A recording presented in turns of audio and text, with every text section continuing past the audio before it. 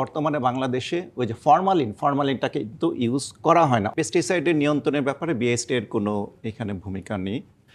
বাংলাদেশ নিরাপদ খাদ্য কর্তৃপক্ষ বাংলাদেশের জনগণের জন্য খাদ্য নিরাপত্তা নিশ্চিতের জন্য কাজ করে, এবং আমরা কিন্তু এই যে সবজি বলি বা ফল, এগুলি কিন্তু প্রাইমারি প্রডিউসার না। প্রাইমারি প্রডিউসার হচ্ছে এগ্রিকালচার মিনিস্ট্রির অন্তর্গত যে ডিএই অথবা অন্য যে এগ্রিকালচার বেস যে প্রতিষ্ঠান তারা।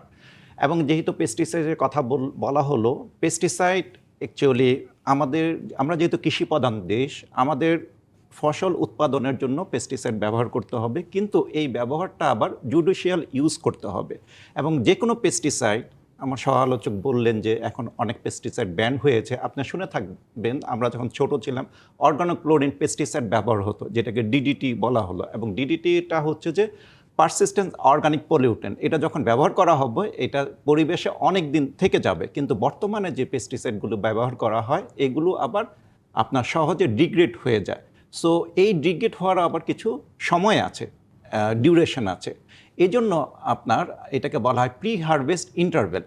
কৃষক অথবা যিনি ফসল উৎপন্ন করতেছেন উনি পেস্টিসাইড অ্যাপ্লাই করার পর কিছু আপনার সময় জন্য ওয়েট করবেন। এই জিনিসটাই একটি অ্যাকচুয়ালি এগ্রিকালচারাল অফিসার যিনি, উনি এটা তদারকি করবেন। এবং ওনার সাথে আমাদের ফুড সেফটি অফিসার যিনি, আমাদের অ্যাকচুয়ালি 64টা জেলা অফিস আছে, এবং ওইখানে আপনার ফুড সেফটি অফিসার আছে। এছাড়া 8টি আপনার বিভাগীয় শহরেও আমাদের অফিস আছে। সো 72 আমাদের অফিসার আছে। ওনারা ওই যে এগ্রিকালচারাল যে বিভিন্ন অর্গানাইজেশন, গভর্নমেন্ট অর্গানাইজেশনের যে অফিসার যারা আছেন ওনাদের সাথে সমন্বয়ের মাধ্যমে কাজ করে। এবং আমরাও চাই যে যিনি কৃষিকাজে ফসল উৎপাদন করতেছেন ওনারা যেন রাইট পেস্টিসাইডটা ব্যবহার করেন, কোনো ব্যান বা অনুমোদিত কোনো পেস্টিসাইড ব্যবহার না করেন। যে জিনিসগুলো বাংলাদেশে উৎপাদন করা হচ্ছে কিন্তু যেগুলো আমরা বাইরে থেকে আচ্ছা, বাইরে থেকে যেটা আমি যদি একটু জানতে চাই, মানে এরকম কোন নীতিমালা কি আসলে সরকারের পাইপলাইনে আছে কিনা যে আমরা মানে ধীরে ধীরে এই খাবারগুলোকে লিস্ট করে এই খাবারগুলো আমি বলছি, এর আগে আমি একটু বলি যে আপনি ওই যে ফ্রুটসের কথা বললেন, অ্যাপেল, অ্যাকচুয়ালি বর্তমান প্রযুক্তিতে অ্যাপেল এবং অন্যান্য কিছু খাদ্যপণ্য, সাইট্রাস খাদ্যপণ্য যেমন আপনার কমলা জাতীয় জিনিস, এগুলোকে ফুড গ্রেড আপনার কিছু ওয়াক্স, আমার সহ-আলোচক ওয়াক্সের কথা বলছেন, ওয়াক্স দ্বারা আপনার মুড়িয়ে রাখে, যার জন্য ওইখানে কোনো ময়েশ্চার ঢুকতে পারে না এবং এটা অনেক দিন থেকে যায়। তবে আমি দর্শকদেরকেও বলছি, বর্তমানে বাংলাদেশে ওই যে ফরমালিনটাকে কিন্তু ইউজ করা হয় না। অনেক আগে ফরমালিনের মিথ ছিল, কিন্তু ফরমালিন এই যে সবজি বলি অথবা ফল, এগুলি সংরক্ষণের জন্য আপনার কোনো ভূমিকা রাখে না। হোয়ারাস এদের যে আপনার ন্যাচারাল যে ইনগ্রিডিয়েন্ট থাকে, প্রত্যেকটা ফ্রুটসের ভিটামিন, বিভিন্ন ধরনের ভিটামিন থাকে, এই ভিটামিনগুলোকে ফরমালিন ডিগ্রেড করে ফেলতে পারে।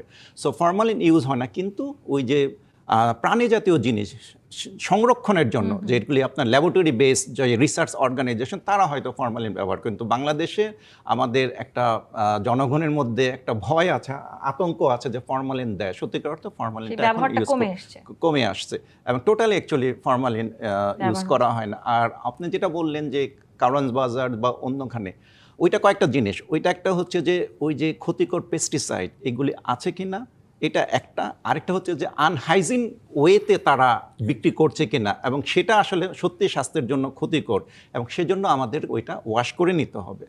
আপনি বলছিলেন যে কতবার ওয়াশ করব। অ্যাকচুয়ালি হ্যাঁ, ওয়াশটা এটা অবস্থার উপর নির্ভর করে যে আপনার কোন ওই কি বলে সবজি বা ফলটা দেখতে কেমন, ওইটা কি অতিরিক্ত ময়লা জাতীয় কিনা। আবার এটাও ঠিক, আপনি যদি অনেকক্ষণ কোনো পানিতে ভিজিয়ে রাখেন তাহলে ওই যে ফ্রুটস অথবা ভেজিটেবলের যে ন্যাচারাল যে ইনগ্রিডিয়েন্টগুলো সেগুলোই আবার সলিউশনের মধ্যে চলে যাবে। না, সংকটের কিছু না, আমাদের নর্মাল যে বেসিক যেটা তামান্না বলছেন ওই জিনিসটা ফলো করতে হবে। আমাদের অবশ্যই পরিষ্কার পরিচ্ছন্ন বজায় রাখতে হবে। আমাদের যে ফ্রুটস এবং ভেজিটেবল ওগুলি বাসা আনার পর ধৌত করতে হবে।